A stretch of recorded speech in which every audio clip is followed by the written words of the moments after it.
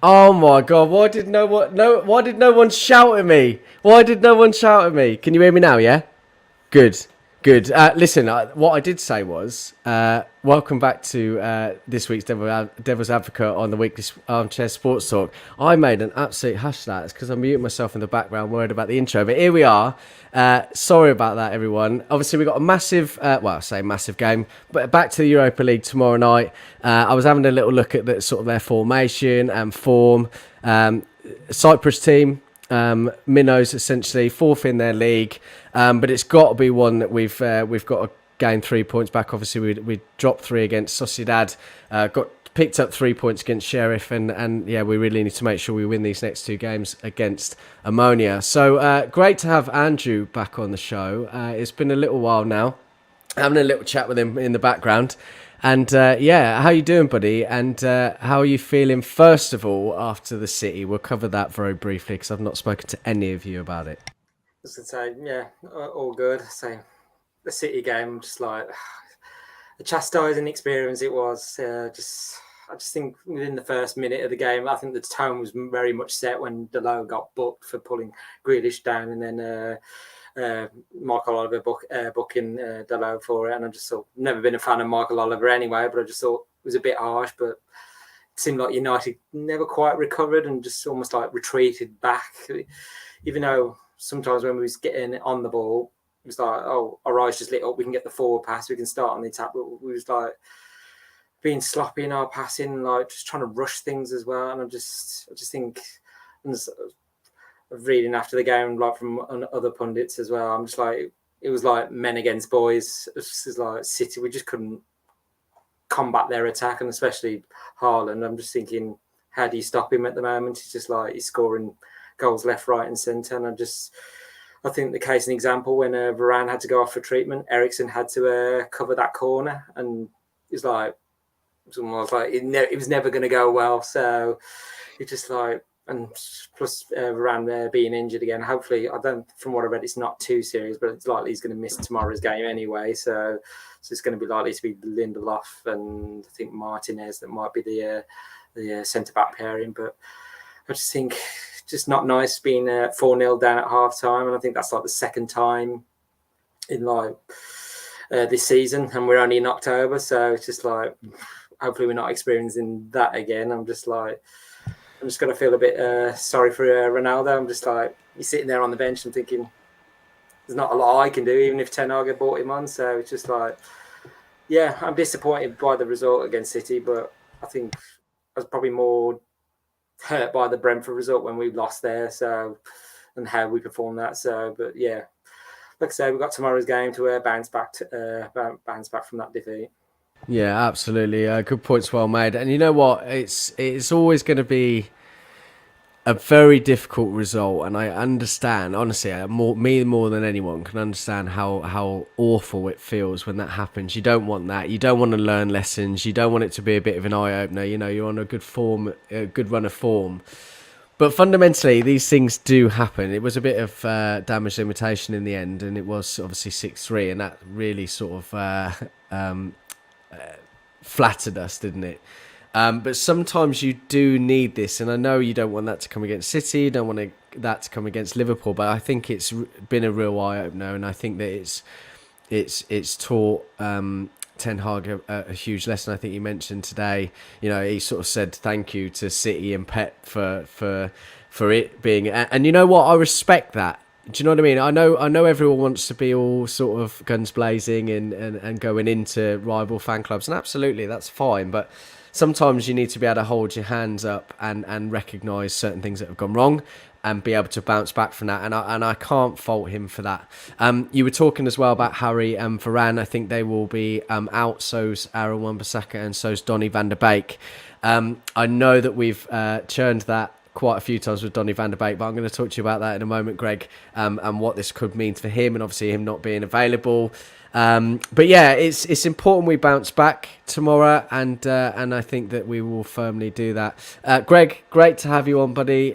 Your sort of last minute thoughts on the Sunday's result and anything going forward, really, buddy.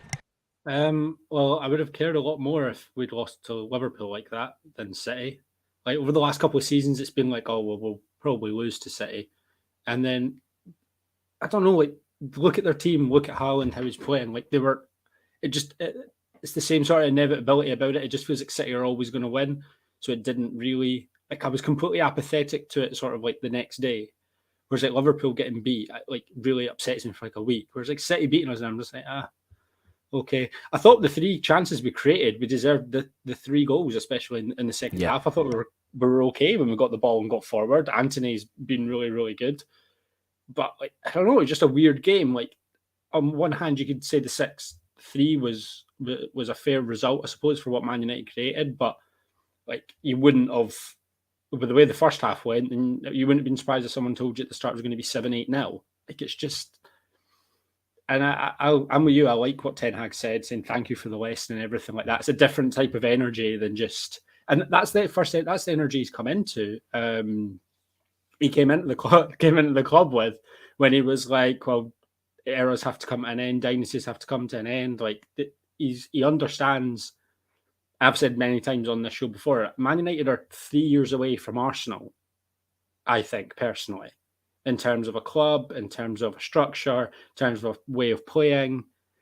Do you think it's really that far away? I know that we have to. It is a process. I know that it is a process, and I know that obviously these things take time, and we do get ahead of ourselves, and we need to wait for these things. But it was only a year ago where we were absolutely going into Arsenal, and then all of a sudden they've had a summer, they've got some players in, and there's a little bit more stability there. I feel like with Erik ten Hag, you know, if you make the comparison of United and City of the weekend, he's been in the job 3 months. Ten Hag's, Pep Guardiola's been in there 6 years. Yeah, so you can see the vast difference in it, and that's what you kind of expect. I know it's not pretty, I know it's not nice, but do you really think we're more than 2 years away?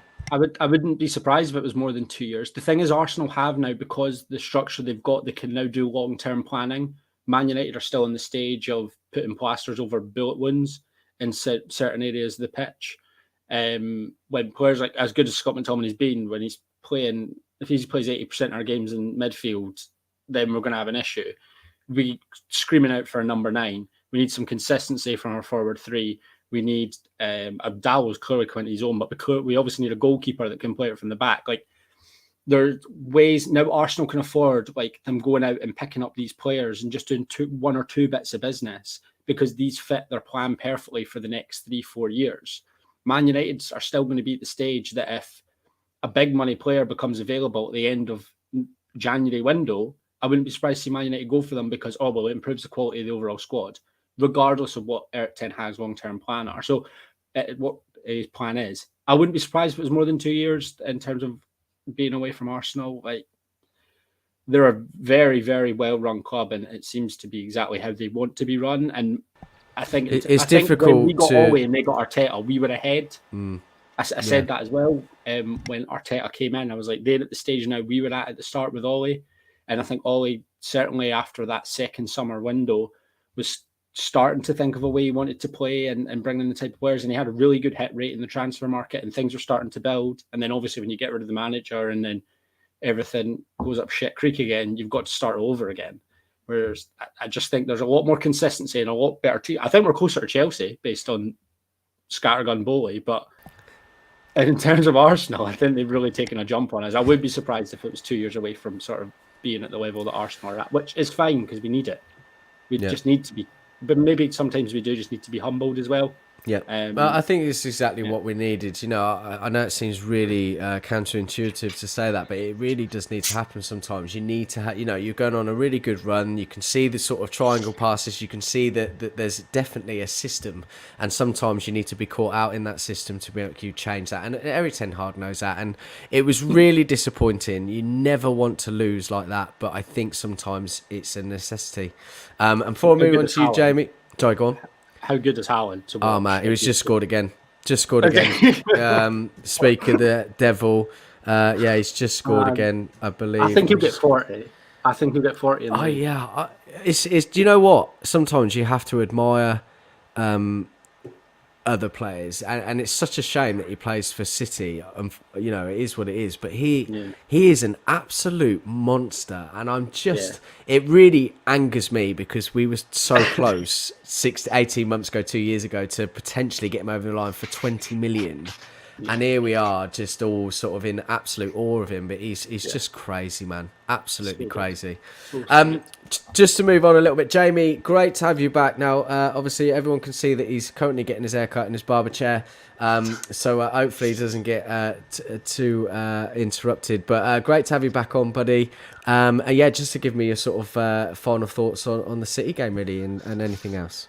I think the two lads hit it on the head, really, to be honest with you. They've all brought up every single point, but I think it's just a combination of everything. I think that they're the finished article, and we're 3 months into our next phase of our rebuild, so to speak.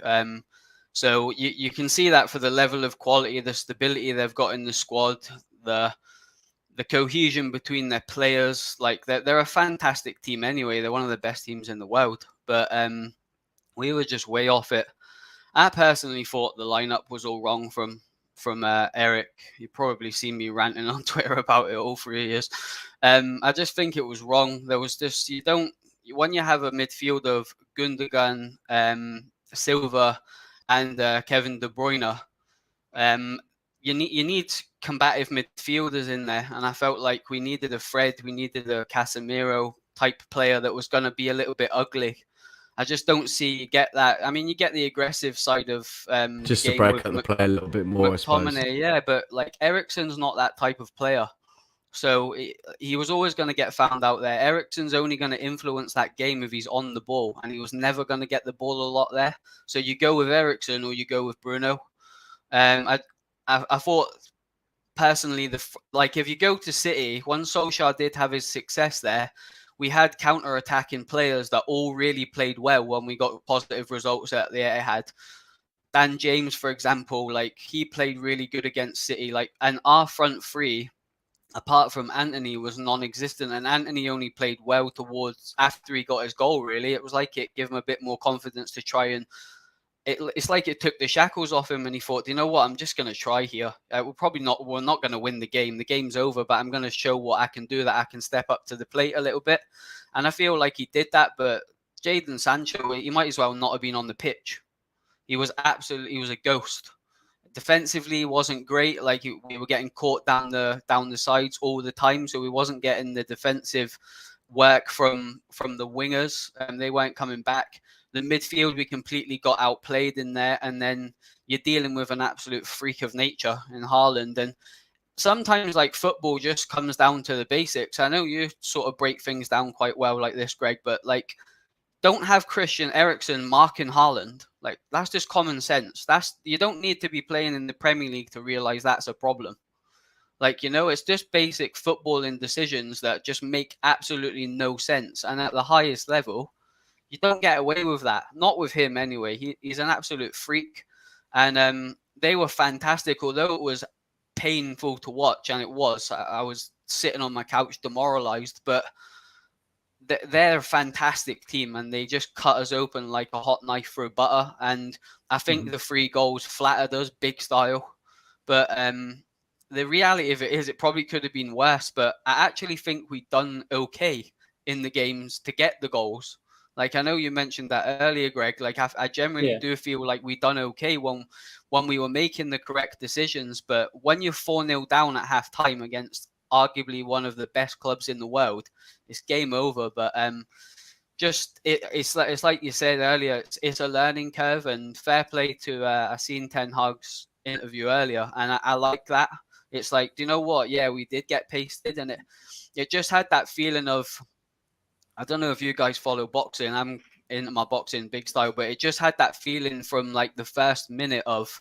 It's like when a lower level fighter comes up against a world class fighter and he gets tagged for the first time, and he's like, "Nah, I don't fancy any of that. I'm going to do everything I can just to get through this fight without getting minimal damage." And that's kind of what it reminded me like. But I think that's where United are at the moment. We are a work in progress. We are gonna have more results like that, and I just think we're gonna have to be patient. But like I had the same opinion as you, Greg. Like it didn't hurt as much because I kind of expected it. Do you know what I mean? I wasn't expecting to win that game. I wasn't expecting to lose as heavily as we did, but it's Manchester City at the Etihad with arguably the best striker on the planet. Do you know what I mean? So it didn't hurt as much as it would have as a Liverpool, but it still hurt. But it was just like, do you know what? We're just way off of the pace at the moment, and like the two lads said, we're not nowhere near them. We're not near other clubs at the moment, let alone Man City. We're a million miles away. They're the finished article with the cherry on top with Haaland. Yeah, absolutely right. I felt sorry for the attack in the first half, though. I just felt, I know you're saying they were bad, but I swear I could count on one hand the amount of times Sancho and Antony touched the ball in the first half. Like, they never touched it. Every time, Eriksen was so wasteful. I know he was saying, obviously... It was very much lost in midfield, wasn't it? I actually thought for the first 15 minutes, I appreciate we were 3-0 down, 4-0 down after, the first half, but for the first sort of 15 minutes, minus one or two of the goals... the defence were actually okay. Yeah. You could see that Varane obviously was struggling a little bit. You could see that, but it was really lost in the midfield. You're right. The front three got absolutely nothing, and that's not. Listen, you're only as good as the pass you receive being in as a striker, right? And they were fed absolutely nothing. Sorry, buddy. Yeah, I was going to say if I can just add on that, like Bruno Fernandes, you wouldn't have known he was on the pitch in the first half. No. He was struggling to get involved in the game. I mean, second half, I think he was. He had the captain's armband, and you just getting more and more frustrated. You can tell when Bruno gets frustrated, just arms up in the air, and I could see because City were just cruising to the big win, and it was like, and obviously he got a booking for answering back to Michael Oliver as well, and just him and Christian Eriksen just struggled to influence the game. It just obviously they've just been uncharacteristically just being wasteful and reckless in possession of the ball. So just that was where it was clearly lost. So just frustrating. One of the commentators said that we looked like we had anxiety, didn't they? I think one of them said something like that, because I remember them saying that, and I felt like when we get the ball, it's like we're very anxious and we're scared that we're going to lose it, and ultimately that makes us lose it. And I thought that's a bang on comment, that, because we were so nervous with the ball. God Almighty.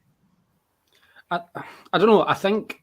Obviously, what Andrew mentioned earlier, with Dowell getting booked so early, he just wasn't coming forward. So I think that really hindered Antony in the first half as well, as he had no one to overlap him. Like, Dowell's been so good this season, coming short and actually doing that right-back role, because it's so important for a right-back to not only overlap in the final third, but sit in that middle third and be an option for the winger to play even to go on the inside. And I just think he really missed that in the first half. And then I think for the second half, he just thought, okay, it doesn't matter.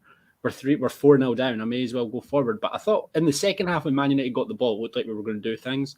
And in the first half, like Mark said, just completely lost the midfield. Eriksen, that's his worst game in United shirt. But it wasn't constant errors on the ball. The thing is, players like Malacia and Eriksen to a certain extent, although he's played in the Premier League, Martinez, they'll learn from that. Do you know what I mean? Yeah. There'll be lessons to learn from that harsh lesson. And I think that's kind of what Eric was getting at. Do you know what I mean? By saying, do you know what?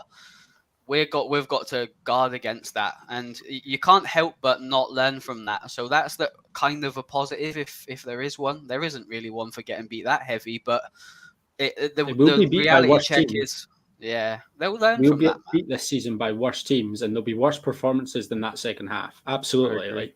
Totally agree, mate. I was going to say, just to add nothing like Brentford and Brighton. That's nothing. It's nothing like it. The scoreline was, like I said, I don't think it was fully reflective, but also in a way it completely was, and how the game ran. It was just a bizarre game of football. It's a weird scoreline to get regardless. But we'll get beat this season in games where we'll perform worse. We were worse against Sociedad in the first game in the Europa League than we were against City in that second half. Yeah, I agree with that. Yeah, I agree with that. It's just strange, and it's just the time that we're in just now. But you can sort of see what he's trying to do, and especially in that second half. In fair play, Shaw came on and actually was an option going forward that I don't think Malacia was. In the first half, I think he was a little bit timid, and he was a little bit anxious to go forward, because if you get caught out against that City team, you've got no chance. So I think Shaw used a bit of his experience and was and again, probably that it doesn't really matter sort of attitude. I thought he was good when he came on, showed a bit of an option, showed some fight as well, bit of desire. Obviously running to keep that ball in. I think that was for the second goal. run to keep the ball in did really, really well. So, Yeah. learning curve in it, but Yeah, good not points, now. well made. We can put that one behind us. And you know what? I think you're right, and you've kind of all spoken about it. Really, I think City are going to be extremely good against a lot of teams in the Premier League this year. I think you're going to see a lot more 3-4-0 wins against teams like Newcastle, probably Chelsea. Do you know what I mean? I think everyone's going to get a bit of a humbling. I just think they're absolutely unbelievable. It really is. It's scary, really scary. I'm just going to come to a few of the comments. Just want to say tonight, obviously, we're going to be talking about the match against Omonia tomorrow night. As I've said, we're not going to be really talking about them as a team. We don't really know a huge amount about them. Obviously, the Cypriot team sitting fourth in the league at the moment. They've won the last few games in the league. They lost 3-0 against Sheriff. So on paper, we should be beating this team at least 5-6-0. And obviously that comes nicely into Rich's comment. I can see us getting at least 5 or 6 against them. I hope you're right. He's also said about Dan James as well, and I know Greg may not agree with me on this, but I've said, and he can back me on this. I've said this for so long. He wasn't really the type of United player that was going to give you that flair and that sort of pedigree, but he was very, very good defensively. He was he was our best players to track back, and he did give us a sort of like different dimension, and I wouldn't say that it wasn't right to sell him. I think with obviously Cavani at the time and Ronaldo coming in, it was very, very difficult not to. You know, we made £15 million on him and sold him to a player where he was a team where he was gonna get a lot more time. Just unfortunate. And Del Boy, great to have you with us, buddy. What's the crack? We're just trying to dissect the Europa League game tomorrow night. Anyway, so I will come to a few of the things that Erik ten Hag has said today, just to give you a little bit more information as well. They play sort of a similar formation to what we do, 4-2-1-3, and obviously probably 4-3-3 with the ball, 4-2-3-1 without, and we'll play a similar sort of style. But again, they are a team full of players that aren't particularly known, and we should be absolutely running away from it. But we'll go through obviously formations and go from there. Yeah, he did absolutely have the pace and love getting forward. Absolutely right. So coming to you, Andrew, Erik ten Hag today has mentioned about Varane, Maguire, Wan-Bissaka and Van der Beek not being available tomorrow. Obviously, we understand Varane needs to get obviously nurse the injury and come back as soon as possible with that partnership with Martinez. But Maguire, we kind of expect as well, injured too. But Wan-Bissaka and Van der Beek, knocks or something, we're not entirely sure. But this doesn't really pose very well for them going forward. Lots to talk about Van der Beek going in January. But what do you think on those two in particular going forward?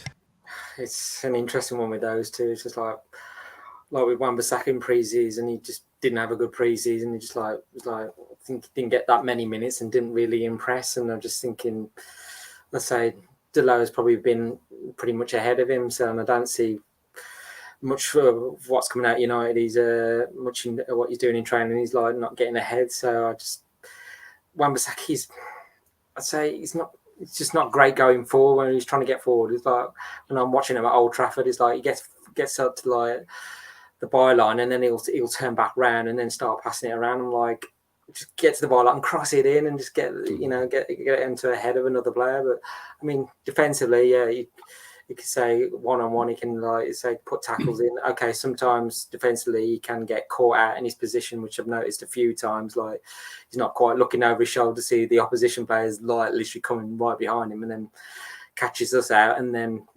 we concede a goal that way. So, but at the moment, I've definitely seen improvement in Dalot this season. Okay, I think it shocks everybody really. He's been, I mean, even defensively much, much better, but you've really started to see that talent sort of shine through. Like the Liverpool game, I was like, I'm pretty much impressed. And like the whole defence that game is like, well, the tackles are being put in, the clearances in like the whole defence, like high-fiving, like saying we're doing well here. But obviously last game, it didn't quite go to plan. And I think with the last game, it wasn't helped by Anthony either, not tracking back either, and from what I read, ten Hag reminded Anthony, you need to do your defensive duty as well. But at the moment, for Wan-Bissaka, I don't see no way back for him into the first team. But is the case if he goes out on loan in January. I know Palace were looking to get him back, so could that be an option as well? But I don't know. But Van der Beek, that's an interesting one with him. It's just, I thought when Ten Hag came in, I thought, oh, this is his chance to shine now, and I'm like, for whatever reason, I think we all thought that. To be honest, it's not been a. I saw a tweet the other day. Actually, I'll come to Greg in a moment if that's all right, Andrew. Thanks for your points on Aaron Wan-Bissaka. But you and I have had many conversations about Donny. I really rate him as a player. He's done some excellent things and is a very intricate player, but he hasn't been good enough. In the 2.5 years, absolutely hasn't been good enough, and there's only so much defending that I can do. And I think, like everyone, Andrew, as you were alluding to, we with Ten Hag coming in, we thought, oh my God, he's already got a player that he's very, very used to and could see much more of him. But when you look at potentially 4 managers, including Carrick and Ralph, that still didn't play him, and everyone was criticising Ollie all the time, why aren't you playing him, why aren't you playing him? They can't all be wrong, can they? And Greg, I know that you'll probably want to put some points in about him. I said when he came, I thought he was a good signing when he came in. He made sense in terms of we need a midfielder, but his position doesn't exist in the Premier League. You don't get 10 yards of space either side. You don't get to arrive late in the box to just gaps. You're not playing against defenders that are not. You're playing against the highest quality opposition. You're playing against high presses. And then when you're not playing against the high press, you're playing against teams that sit so deep that you don't have the option to arrive into the box late. You've got to, he's got no presence when he's on the pitch. The game that I didn't think he was obviously at any sort of level for Man United after seeing him a few times, but the game that did it for me was when Southampton, and he came on at half-time at 4-0, and it took me till about the 80th minute to realise he was on the pitch. And then that's your chance.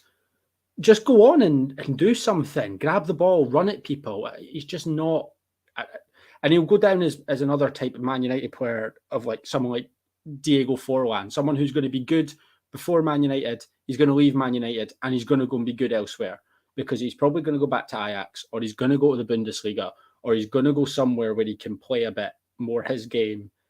But the Premier League's just not suited to him at all. I think Keane compares him a lot up to Klaassen, the other Ajax midfielder that came over and played for Everton, which is, I get that. Their position doesn't exist on the pitch, and just because someone's had a couple of good nights against Real Madrid and things like that, I feel like that's all people ever said to back him up. It was never anything he'd done in the Man United shirt.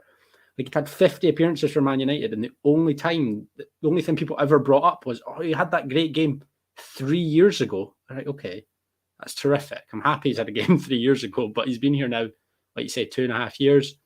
And like Keane says there, Eriksen, 30-year-old with a pacemaker, playing 90 minutes. Spot on this week. comment. Spot on. Every week he plays 90 minutes. And it probably shows that Van der Beek's not up to it at all.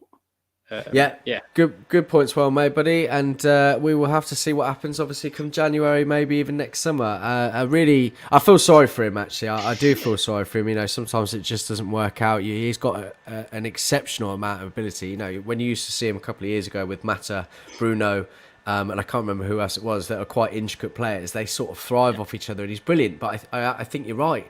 Unless he's got those players around him, which we don't have too many of, or we can imagine this role for him that just doesn't suit the Premier League, it's not going to work. And I feel sorry for him. I think that he will go elsewhere, and I think he will be exceptional. And I really, really, really hope that is the case. Just coming to move on to Casemiro. Erik ten Hag today said, we will play tomorrow our best team. We have to construct a team because we want a competitive culture. Casemiro may not start. He said Casemiro not starting had nothing to do with Casemiro, it had to do with Scott McTominay. When he wasn't in the team at Brentford, we lost, which is obviously a fair point. Obviously, McTominay has been great in the last few games, so it's very difficult to drop players, even if you need a bit of rotation, so I can understand that thinking. He goes on to say Casemiro has an important role. We know his background, the titles he's won, and you see that every day in training. So with that in mind, obviously he could be starting tomorrow, but what is your thoughts on that, Jamie? And what do you want to see from him when he plays tomorrow? I think we've got to try and get him into the team. I think the one thing that team lacks is a leader in the centre of the field. I know you do get that to a certain extent with Eriksen, with his calmness, his composure, but he's a completely different type of player. But it comes down to systems, don't it? And it matters what type of player and what type of sort of specialist role in that 4-2-3-1 he's got. And if he likes the sort of combativeness and the sort of raw style of McTominay, and he is playing well recently, then he's going to stick with him. But personally, I want to see him come in because for what he's a leader, and it's the same with Ronaldo. When I said that Ronaldo should have started against City, it's because like in games like that, not necessarily tomorrow, but you need leaders. You need people that have been there and done it and played at the highest level, and them to have. And I feel like it's great having loads of young players and going out and buying the likes of Anthony and Malacia and players like that. But you need people around them that are proven they've been doing it for a long period of time at top level. Like these players have not been playing for Everton. Do you know what I mean? He's been at Real Madrid, So when you go out and spend that amount of money on a problem position and then don't play the guy, it just doesn't really make sense to me. But I'm not like one of these sort of crying out for Casemiro every time something goes wrong, because I'm just totally behind Ten Hag. Whatever he thinks is right, I think's right to a certain extent, although I still have an opinion on it. But I will have an opinion, so will all of you boys, but I'm just kind of trying to be behind him 100%, and he's got a proven track record, easy for me to say, of putting teams together and liking a certain type of player for a certain type of position. And it's a case of I'm buying into it. Do you know what I mean? There's players in our team I'm not 100% sure of at the moment. Sancho being one of them. I'm not 100% sure on Rashford up front, but he's getting the tune out of them. So I've got to follow the process. But I feel like we need to give Casemiro a chance to see whether he's going to be that type of player that Ten Hag can work with, and he can fit in that system and break up play and just be that type of player that just does something that everybody else doesn't in that squad. He's technically very good. He's an enforcer type player, and he's very experienced. And the issue for me is it's not necessarily that he isn't playing. It's like, why did we buy him for that fee if we're not going to play him? Like, that's the biggest issue for me. Like, and it's games against City, Liverpool, the bigger teams, Chelsea's, Tottenham's, Arsenal's, where you would expect him to play. Against like the lower teams, play McTominay. But it's like that leader mentality that I'm struggling to get out of my head at the moment. Like, he's such a leader, so why is he not playing? But I don't know if he's not up to fitness. I don't know whether there's something going on in training. It's the same with Van de Beek. Nobody knows what's going on in the kid's personal life. Do you know what I mean? He might not like being in Manchester. He might have not settled well. Like, he might not be training well. Do you know what I mean? It could be anything that we're never going to know about.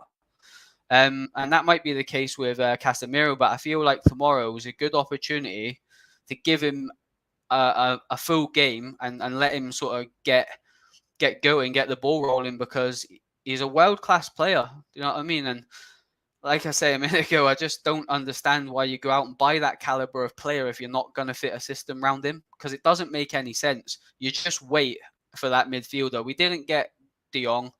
We don't go and get a Casemiro if you don't want that type of player and just get on with what you've got. But we have got him, so it's important to use him. And I feel it's the same with Ronaldo as well. He's experienced. Like, a half a chance, who do you want it to fall to? Ronaldo? And if they're not on the pitch, they can't influence it. And I think seeing them two sitting together on the bench at City, like, they were clearly like distraught what was going on and the fact that they couldn't help at all.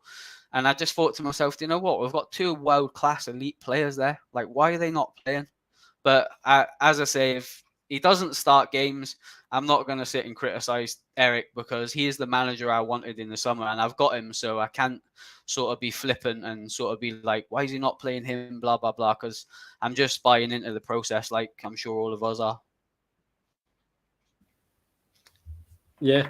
No, I don't know. I feel bad. I feel like McTominay plays because he's covering the run-in of like Sancho and Rashford because they don't run back, they don't track. So I feel like if you're going to play Sancho and Rashford, who don't track back or haven't done anything else like that, I feel like you've got to play McTominay because he's got the legs. He gives fullbacks cover.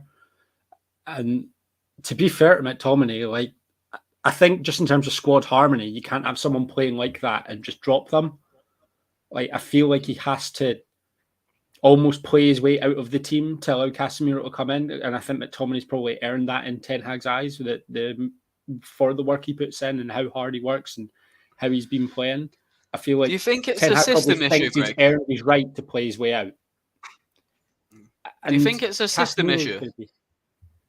No, I don't think it's an issue. I just think Like, it's do you a think case if of we were like, playing like a more free in midfield, like with a holding DM, do you think that he would be playing then? Do you think that free, Eric don't think that the 4-2-3-1 suits that role for Casemiro? Do you think he needs a more leggy player that's going to do back and forth instead of like that traditional sit-in? Because the reason why I'm asking you is because I know you're very good at breaking down formations and stuff. And I was thinking to Don't tell myself, him I that. wonder if he's not Don't playing. tell him that.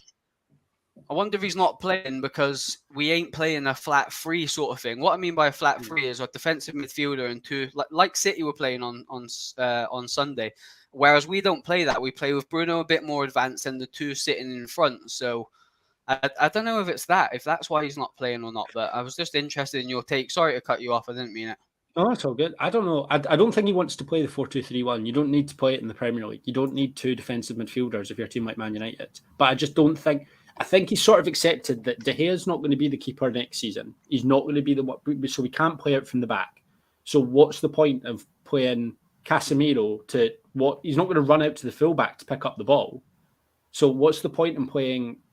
There's no point in just playing one holding midfielder when your only ploy is to go completely miss out the defence and play the ball deep into the midfield anyway. Once you've got that goal, like Marc was saying earlier in a show, once you've got that goalkeeper sorted and we know how we're going to play and we're playing out from the back, suddenly you'll have Casemiro being able to drop in deep to pick it up from someone like Martinez and Varane, and then he opens the game up, which is something McTominay doesn't do.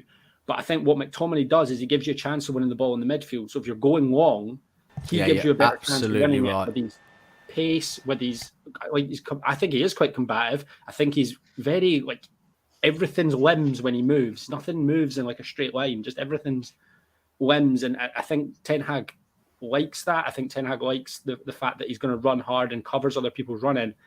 And yeah, and I think Ten Hag also knows that Casemiro's 30. He doesn't probably want to chase lost causes for 70 minutes, whereas McTominay would run through walls to play in this Man United team, it seems like. So like, I think he's earned his chance to play his way out of it. I think Sunday was probably at the start of him playing his way out of it. I don't think he had a particularly good game, but I don't think any of the midfield did.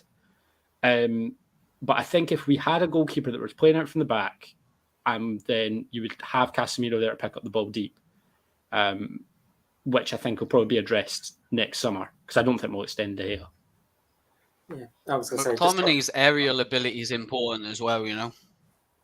Yeah, absolutely. That's why I just don't think. I think he knows the limitations of the team. It's the same like you're not going to play I don't think you play Casemiro and Ronaldo in the Premier League together.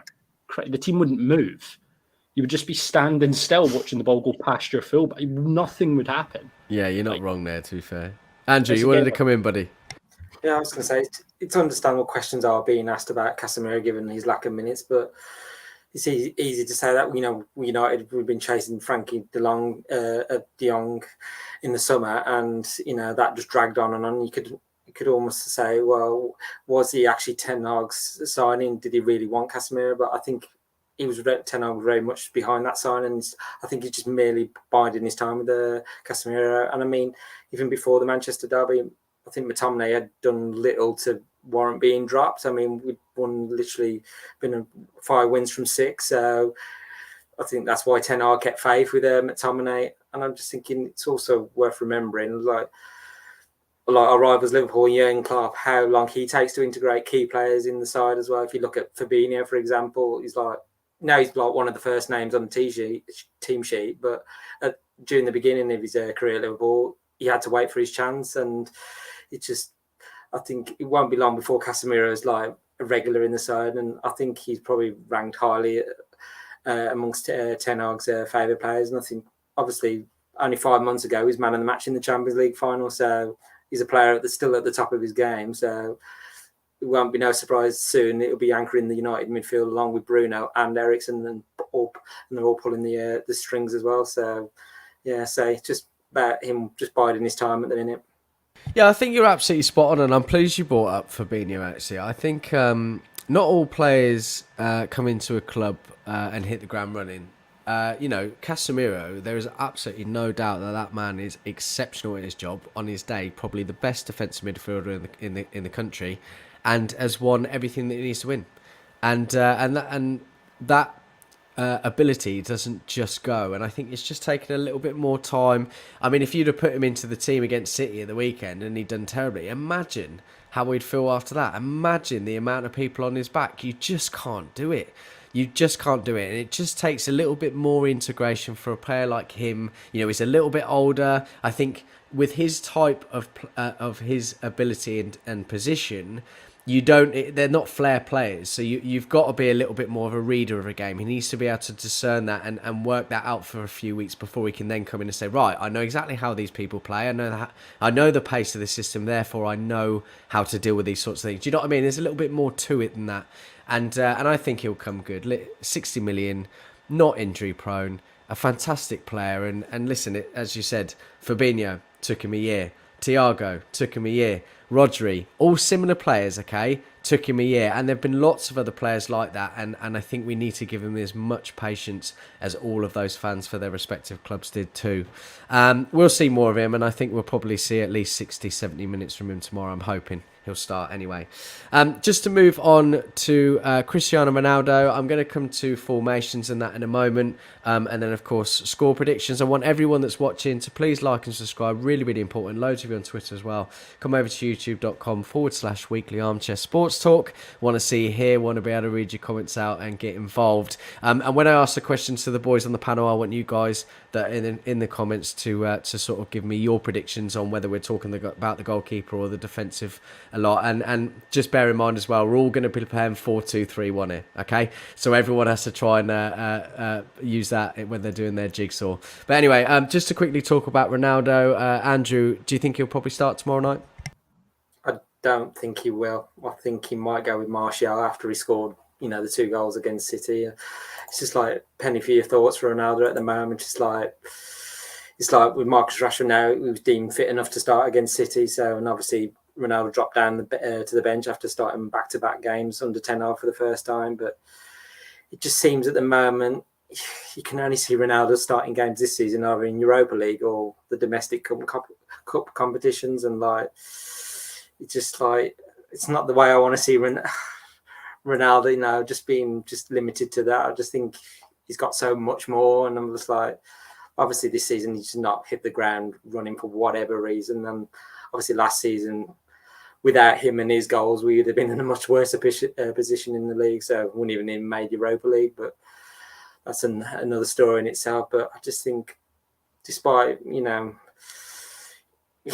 with his form at the moment, I just think Anthony Martial, he just looked like effective against City. And I just think, and even like in the pre-season as well, he was like Anthony Martial, looks like it's finally starting to click with him, and just unfortunately injury just curtailed his run. So I just think, Ronaldo just might be sitting on the bench again, which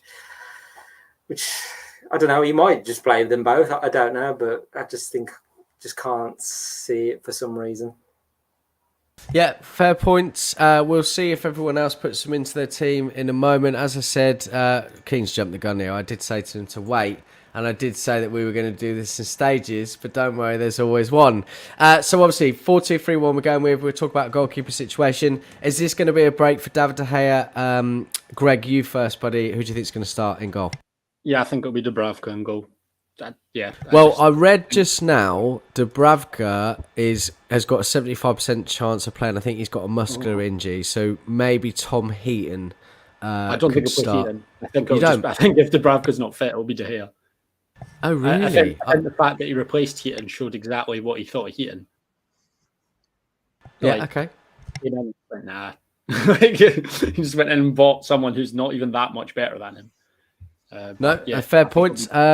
Jamie, David De Gea in goal or someone else? Yeah, if that's anything to go by with that Dubravka story, I did actually think he would start the game, but if he's like not 100% fit, it just doesn't make any sense doing that. So I would expect Dave, if not Dubravka. I think we're all going to have different answers here. Andrew, who do you think is going to start, buddy? I think it's going to be De Gea. I've read the same things. Dubravka is a doubt, so I just think it's best to go with De Gea in goal. So that assurance in the back line.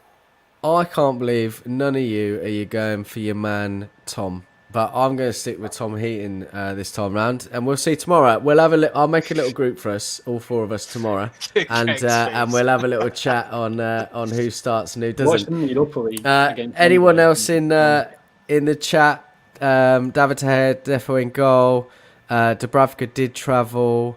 If anyone else in the comments, tell me who you think is going to start in goal. We'll move on to defence then. More of a tough one, as I've already mentioned. Aaron Wan-Bissaka not travelling, Harry Maguire not travelling, Raphael Varane. So you're left with everyone else. So Dallow's probably going to be a surefire. I think Brandon Williams injured. So Andrew, you first. Your back four, please. I'm going to go with Dalot, Lindelof, Martinez, and I think he'll put Luke Shaw in ahead of Malacia. So who was that? Dalot, Martinez, Lindelof, and Shaw. So I think he'll get ahead of Malacia tomorrow. So Luke Shaw will be at left back. Yeah, can't disagree with you there. Greg, you in the same boat there? Any differences maybe? We must only be taking about 5 defenders, surely. Like, we can't have, if everyone's injured or everything like that, we don't have a lot of defenders, so it has to be those four, I think. Like, I can't see the only one other than those that's travelling. Yeah, you might see Malacia come in the sort of latter end of the game. Yeah, but I think those four, I agree with Andrew. Yeah. Jamie, any difference on those four? Get Malacia in centre back. If it works for Van Gaal, it works for me. Nah, I'm joking. Nah, do you know what? Like, I think the back four will be what both lads have said, but I would play Malacia just purely for the fact of that was a tough game for him at the weekend, and I feel like this is a nice fixture for him to get some minutes. Not a lot of pressure, probably going to get up and down the touchline, but I don't have any problem with Luke Shaw playing, and I generally think he probably will play. But if it was up to me, I'd put Malacia straight back in because that was a tough one for a young lad. It was a harsh experience, and this is like the perfect game to get his confidence back up going into the next Premier League game. So that's what I would do, but Shaw will probably start. I'll be surprised if he doesn't, but what an issue at centre-back at the moment, by the way. Like, we've got 2 centre-backs out, and we're like absolutely thin on the ground. Like, I wouldn't be surprised if they put a young player in at centre-back and maybe take them with them. I haven't seen the full squad that's went out, but yeah, you could play, let's be honest, you could play Luke Shaw as a centre-back against these and you're still going to get a result. Do you know what I mean? I'm not saying that's what we're going to do, by the way, but like, do you know what I mean? Like, you should be able to beat this team. They're 4th in the league, man, in Cyprus. Do you know what I mean? You should be able to play. should be able to play Fernandez at right back and still get a result. Do you know what I mean? It's crazy. But yeah. Well, with any luck, Richard will get a call up. Where is he? Where did he put? I could play in goal tomorrow, and we would still win in Cyprus. Yeah, I mean, there's no disrespect, obviously. John Commode. My word, man, it's been such a long time, bro. I'm so pleased to have you back in the chat. I'm pleased. Yes, you basically agreeing with us as well. I just want to ask all of you very, very quickly. You can play Stu Willie at the back and still get a result. Do you know what? I'm going to screenshot this and show him that later. He will come for you, sunshine. But no, you're probably not wrong. Malacia, man. Greg is probably fed up with me in the chat, but him, man. honestly, he's got so much ability. The ceiling for him is unbelievable, and I have loved every minute that he's played. I know he's been done sometimes, taken on, and he's young, and you're going to see that inexperience. But I honestly, I think he's going to be exceptional, and I've loved every minute of what he's done so far. Is everyone in agreement with me? Is there anyone else that doesn't agree with me? Greg, talk to me about Malacia. Just about it. I think he's really good. He's got that like fuck you attitude as well. Like very much like, no, I'm going to come in and displace England international Luke Shaw, and just I'm the same with you. I love the way he plays. He's going to get skinned. He's young, but like he's good fun. He tries like hell as well. Like he properly bombs up and down the line. He's not just like, I think Shaw was quite guilty of going forward and then jogging back, but he properly busts a gut both ends. He's so good. Like I'm with you completely, but yeah, you go on about him every week, Mark. Every time we play. I do, yeah, and it's important, man. And you know what? Let me tell you something about Malacia. Is he will never go through that again. You know, he was played on a big stage against City. He wasn't ready for it, didn't have the experience for it. But I'm telling you, when he comes back in next time against City or Liverpool, he won't make those same mistakes, and he'll be ready. And that's what I like about him. There's a real professionalism about him, and really like him. Patrice Evra regen. I mean, let's not get ahead of ourselves. Yeah. They've never been seen in the same room, so. You what? Sorry, say that again. They've never been seen in the same room, Evra and Malacia. Wow. Well, I tell you what, we need to be starting tweeting that out, don't we? But Malacia is we've got a cracking player. Yeah, tell me about it. Richard here is Malacia has started really well. John, thanks, mate. Good to see you too, Mark. Been a while. Greg, liking a passion merchant. What's going on? It is actually a passion merchant. It is anti-Greg, actually. You are right. It's not normally like him, but here we are.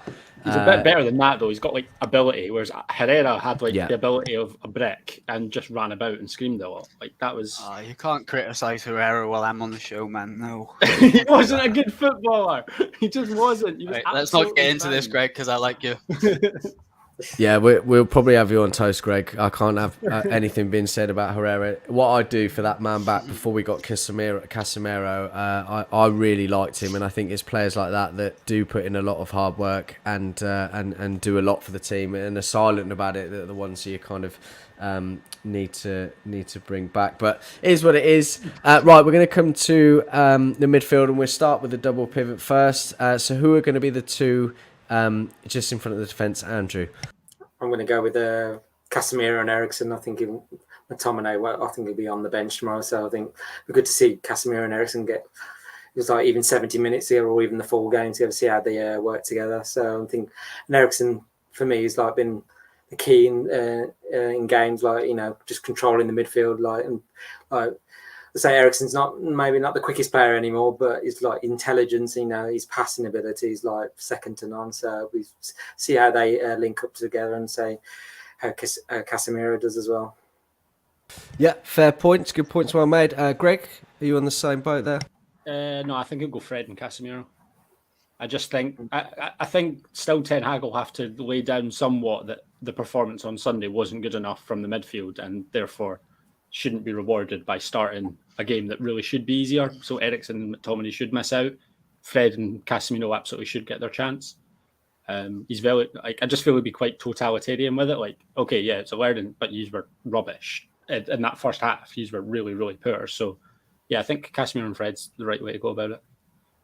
Yeah, can't disagree with you there. John is overstepping the mark again. I tell you what, you lot don't listen, dear. We're talking about the front two in front of the defence. I'm only putting you there. We will come to the third man in a minute. Jamie, are you in agreement?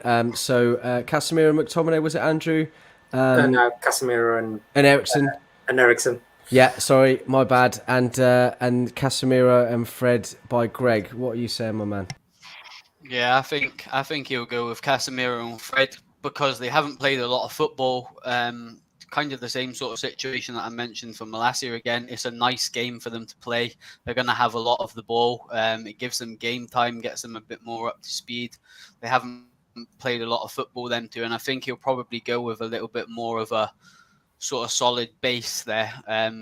Maybe Fred will be a little bit more sort of forward thinking than he was next to McTominay, which might be quite nice to see Fred in that role a little bit more higher up with that sort of knowing Casemiro's going to sit for him when he does go, and then it'll probably be Bruno. I wouldn't personally start Bruno tomorrow, but it probably will be him in front of them, and it will just have that one sort of creative player instead of the two with Eriksen in there. So I would like to see that. I think they both need minutes, which is important to get them some playing time, and this is like the perfect fixture for breaking players in, I think.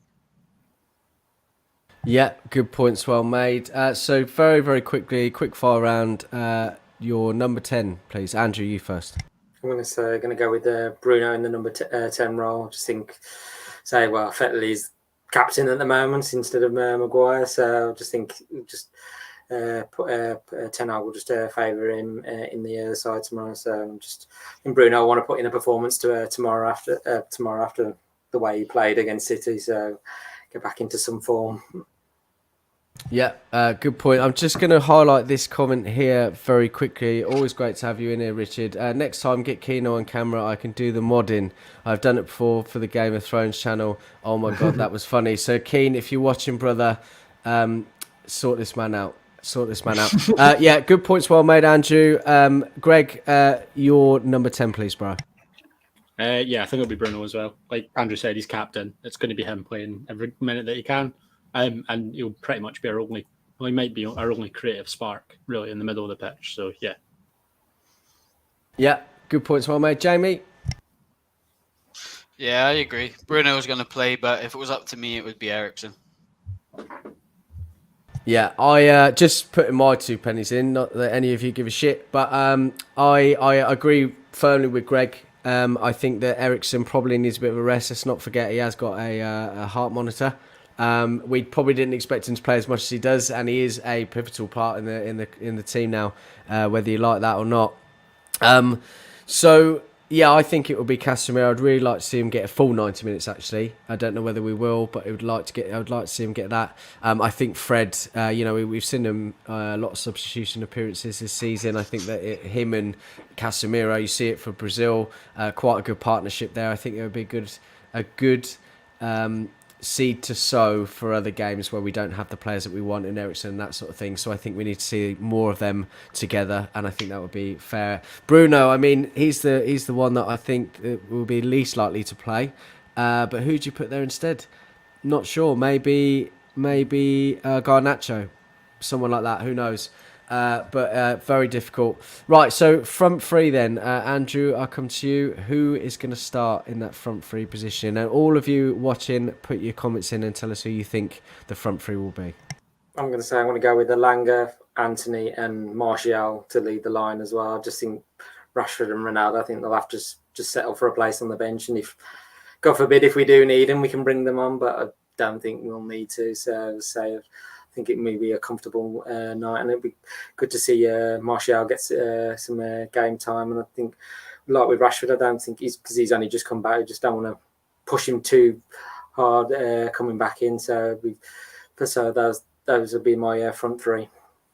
Yeah, good points, well made. I think Martial is certainly in for a shout. He took his goals excellently. That penalty, actually, I know it's 6-3. I know we've already spoken about that, but that was an excellent penalty. And I know, obviously, you sometimes get me, sometimes don't. But, when you've been out for a little while, you were there as a poacher. Yeah, something that he's been criticised for that goal. And then places it so well in the corner. I thought that was excellent. I think he very much could be in for a shout. Greg, over to you, buddy.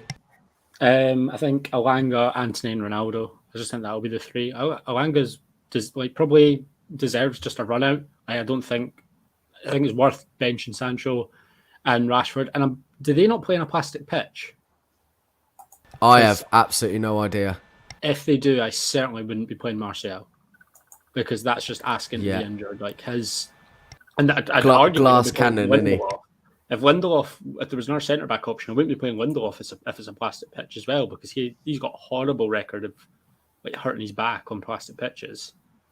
But yeah, I think that'll be the three. I just think Ronaldo will get a run out. I think, like Andrew said, probably don't need to bring on players like Rashford and stuff like that to hopefully won't have to bring them on to make any sort of difference. I think that'll be the three. But yeah, if it's a plastic pitch, I wouldn't even bring Martial on. It's just asking for it. By the looks of it, it's not. It's not. We'll find out tomorrow. So I think Martial and Lindelof will be all right. Just stand. Yeah. Fucking hell.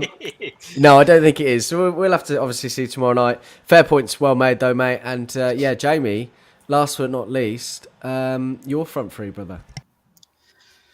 If it was up to me, I think the front three starting tomorrow will be Anthony on the right, I think Elanga on the left, and Ronaldo through the middle. But if it was up to me, I would put Martial on the left, Ronaldo through the middle, and I would play Sancho on the right, purely for the fact of he had a stinker against City. He played well off of the right before Anthony's come in. So play him tomorrow, let him get his confidence up, maybe get a goal or two, an assist, and just get him back as well, because I feel like he's struggling a little bit. I feel like he's getting away with it a little bit in the fan base at the moment, to be fair. But to be fair, he was playing well from the right before we brought Anthony in. So that would be mad. Just there's 3 players I've picked in the squads that I would personally pick purely for the fact of confidence boosters. So I think that it's like the perfect fixture to go and excel and get your confidence up and get a smile back on your face after a tough weekend. So yeah, that's my take on it. Yeah, good points, well made. Richard, I haven't seen your front three, bro, and we are the mods. Your first job as a mod is to give me your front three, please, bro. John Commode here, Anthony, Ronaldo, Martial. I think that's probably going to be my front three. I think Elanga certainly got a say. Maybe no. I think I'm going to go Anthony, Ronaldo, Elanga tomorrow night. I think Anthony obviously on the right. Elanga on the left, Ronaldo. I really think Ronaldo's going to start. I really do. If there's any game for him to start, I know it seems a bit disrespectful, but he needs to get some sort of minutes in the tank. Well, he said it was too disrespectful to bring him on against City, and he puts him on against some 4th division Cypriot team. Like, tell him how it is. Tell him how it is. You can't write it, man, can you? Richard, thank you, buddy. Anthony, Ronnie, and Rashi. Probably can't agree with Rashi tomorrow. I think he'll probably be rested a little bit more. And Keen's asked me Reese, Sean, and Greg as his front three. I'd say shit, and okay, only because he's on the show tonight. So I'm deadly off the left. I don't have a right foot, but I've got a left foot. Well, there you go. Then he obviously knows more than I do. Right, we're just going to quickly. We're going over a little bit, but I really appreciate everyone's comments tonight. It's been really, really good in the chat. Good to have John Camo back, bro. You need to come back every time, my man. It's good to speak to you. Good comments as always. So we're going to quickly do a score prediction and first scorer, and I'm going to come to Jamie first. I think we'll win 3-0 and Ronaldo will score first. Short and sweet, but I love it. Greg. I think we'll win 2-0 and I've got to be first goal scorer because I just want Fred to score a goal. I'll go Fred. Go Fred first goal scorer. We'll win blistering left hook. Yeah. A blistering left hook. It'd be nice. I mean, he almost scored against City at the weekend, didn't he? And then obviously, is that the one deflected to Martial? I can't remember now. Yeah, it was all a bit of a. He only ever scores like the most donkey-looking goals, or like screamers. That's all he scores. Does a better job than Lukaku there, doesn't he? Absolutely. So yeah. No, exactly. Well, half of that to be fair. So we can't really pull that one too much. Andrew, your score prediction and first goal scorer, please, buddy. I was going to say I'm going to go 2-0 as well, but I think Martial will be the first goal scorer.